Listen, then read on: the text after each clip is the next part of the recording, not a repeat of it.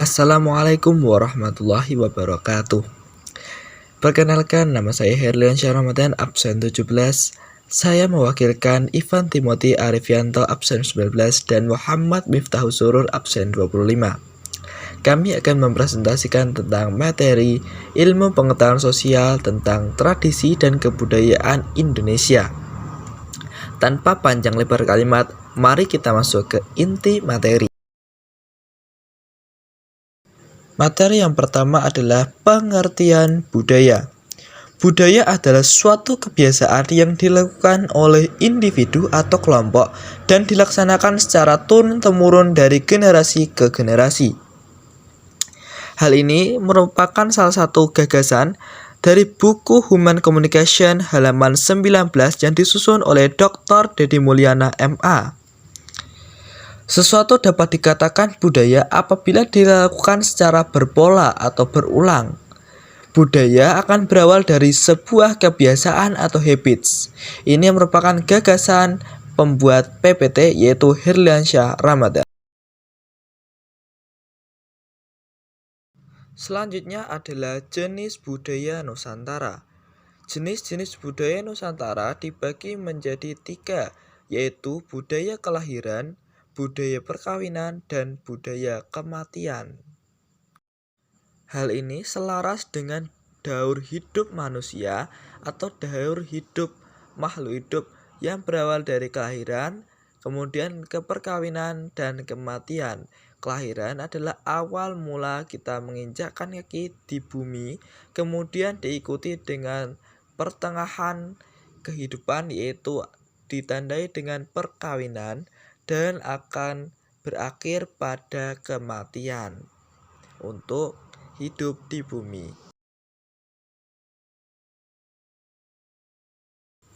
Kita masuk ke jenis kebudayaan di Indonesia. Yang pertama yaitu ketika kita baru pertama kali melihat atau menginjakkan kaki di bumi, yaitu peristiwa kelahiran. Dalam peristiwa kelahiran di Nusantara ada beberapa tradisi, yaitu tradisi Napak Siti yang berasal dari Bali atau sering dilakukan oleh masyarakat Bali. Kemudian Mambu Bua yaitu tradisi dari Minang. Kemudian ada Medak Api yang berasal dari Lombok, Nusa Tenggara Barat, dan tradisi Jatakarma Samskara yang berasal dari Bali. Berikut penjelasan dari tradisi-tradisi budaya di Nusantara. Napak Siti adalah pawetonan atau otonan yang disebut dengan upacara turun ke tanah atau disebut juga dengan Napak Siti, merupakan kelanjutan dari pelaksanaan upacara 3 bulanan. Upacara ini dilaksanakan tepat saat bayi berusia 210 hari. Dalam istilah daerah Bali itu dulu dikenal dengan kata wetu atau weton yang artinya keluar, lahir atau menjelma. Kemudian seiring perkembangan zaman berubahlah beradaptasi dan berubah menjadi kata wetu, kemudian menjadi oton atau otonan. Dalam Napak Siti sendiri merupakan tradisi yang dilakukan setiap 210 hari atau 60 hari atau setiap 105 hari untuk bayi. Ini menurut pada penanggalan daerah agama Hindu, yaitu menurut Saptawara, Pancawara, dan Wuku. Kemudian Tedak Siten atau Tedak Siti adalah rangkaian prosesi adat tradisional dari Jawa yang diselenggarakan pada saat pertama kali seorang anak belajar menginjakkan kaki ke tanah. Tedak berarti turun dan siten artinya tanah. Biasanya dilakukan pada anak yang berusia sekitar 7 atau 8 bulan menurut Wikipedia. Jadi Tedak Siten adalah hampir sama dengan tradisi mitoni ya. Jika mitoni itu adalah suatu kandungan atau kehamilan, maka tadasiten adalah suatu kelahiran. Dari kata siten berarti yang artinya tanah. Siti dalam bahasa Jawa Krama Inggil, siti artinya adalah tanah. Jika ini adalah tadasiten berarti menginjakkan kaki ke tanah seorang bayi yang berusia sekitar 7 atau 8 bulan. Selanjutnya adalah meda api.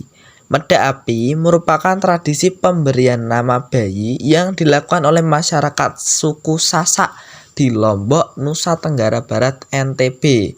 Pemberian nama itu biasanya dilakukan pada hari ke-7 atau ke-9 saat sang buah hati dilahirkan. Jadi, meda api adalah pemberian nama.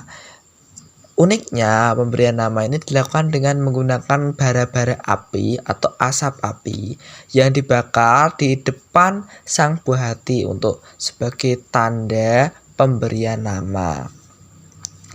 Kemudian selanjutnya adalah Jatakarma Samskara.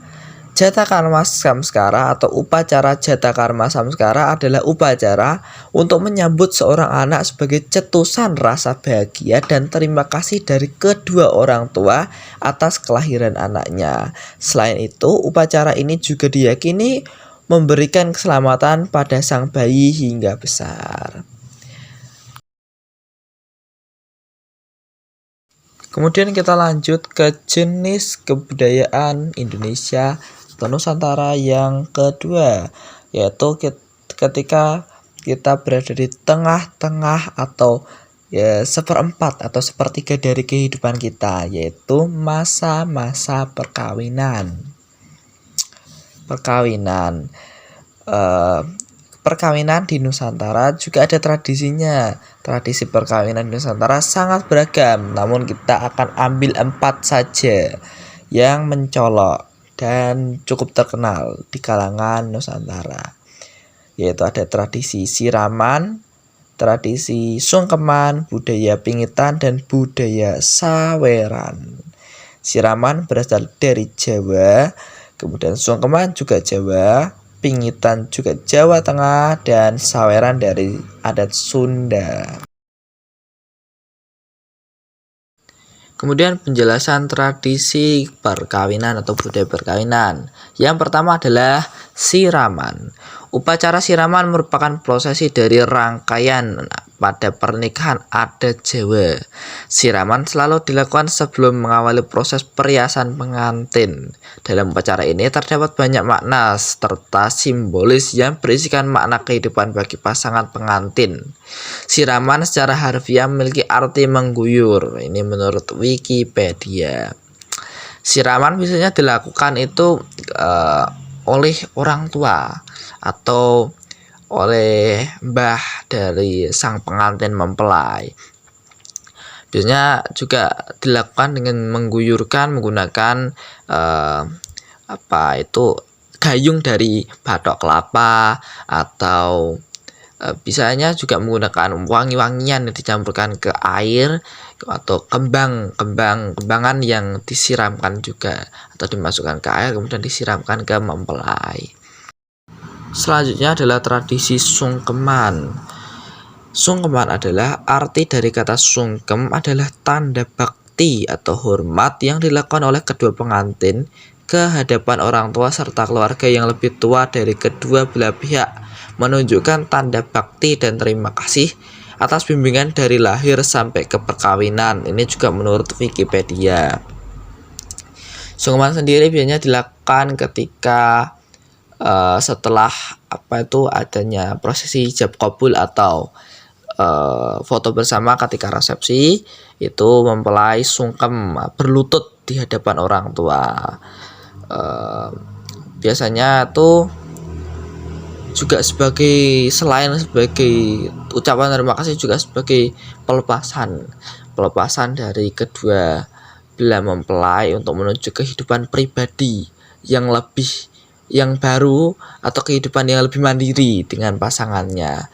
Ya, jadi pelepasan atau perpisahan dari orang tua untuk melepas anaknya bisa hidup mandiri dengan pasangannya, seperti itu. Lalu selanjutnya adalah ada tradisi atau budaya pingitan. Pingitan adalah salah satu tradisi yang kerap dilakukan oleh adat Jawa menjelang pernikahan. Tradisi ini berupa larangan calon mempelai wanita bertemu dengan calon mempelai pria. Zaman dahulu seorang perempuan dilarang untuk sembarangan menemui seseorang. Ini hampir sama dengan sifatnya apa ya itu ta'aruf, jadi tidak boleh bertemu, ya tidak boleh bertemu pasangannya, jadi langsung menikah saja. Jadi tradisi pingitan ini mengasingkan diri hampir sama ya. Selanjutnya adalah tradisi saweran. Saweran adalah kebiasaan yang dilakukan dengan menaburkan sejumlah benda-benda kecil yang bermakna khusus ke arah pengantin yang dipayungi dengan payung besar. Jadi tradisi saweran merupakan suatu tradisi yang ada pada masyarakat Sunda yang dilaksanakan saat terjadinya prosesi pernikahan. Jadi sang mempelai ini nanti akan dipayungi oleh payung kembang oleh pengapit, kemudian diberi taburan sebuah benda-benda khusus ya, mungkin koin atau kembang atau berbagai benda lain oleh orang tua atau wali dari sang mempelai. Selanjutnya adalah jenis kebudayaan Nusantara yang ketiga, yaitu kematian. Akhir hidup kita di bumi menuju kehidupan kekal abadi di akhirat.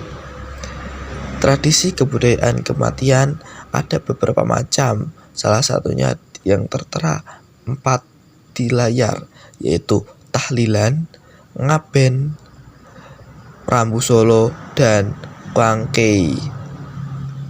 Tahlilan umumnya ada di seluruh Indonesia, khususnya umat beragama Muslim atau beragama Islam.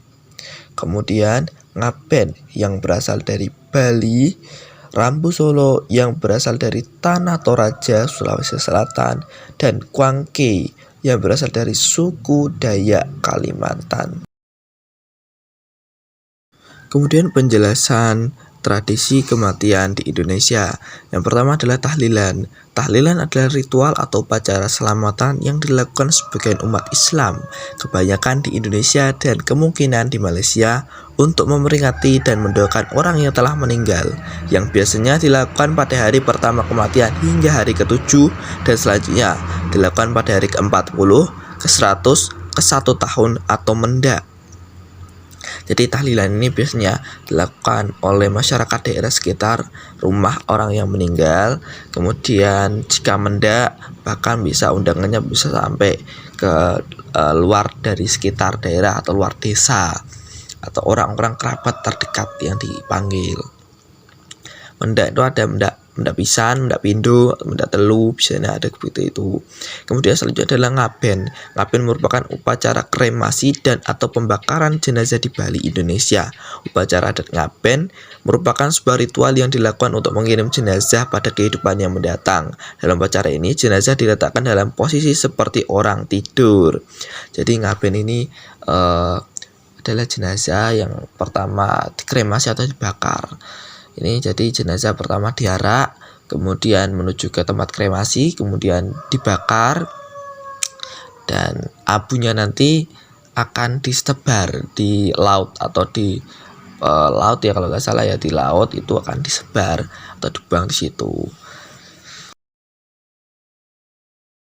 Kemudian adalah rambu solo. Rambu solo adalah sebuah upacara pemakaman secara adat yang mewajibkan keluarga almarhum membuat sebuah pesta bagi tanda penghormatan terakhir yang pada mendiang yang telah pergi.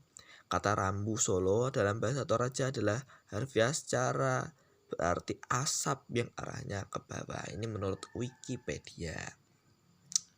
Jadi rambu solo yang sesuai dengan gambar tadi, nanti ada upacara pesta di situ yang nanti jenazahnya mungkin ditaruh di sebuah peti yang berbentuk rumahnya seperti tongkonan, kemudian nanti diangkat bersama-sama oleh banyak orang di situ melingkar tadi. Selanjutnya adalah kwangkei. Kwangkei atau kuangkei adalah salah satu upacara adat yang dilakukan oleh suku Dayak Banwak yang tinggal di pedalaman Kalimantan Timur. Kwangkei merupakan puncak dari kematian khas suku Dayak Banwak. Kuangke berasal dari kata ke dan angke. Ini juga menurut Wikipedia. Ya, kita sudah mencapai di akhir video. Demikian pengertian dan penjelasan dari kami. Sekian, terima kasih. Wassalamualaikum warahmatullahi wabarakatuh.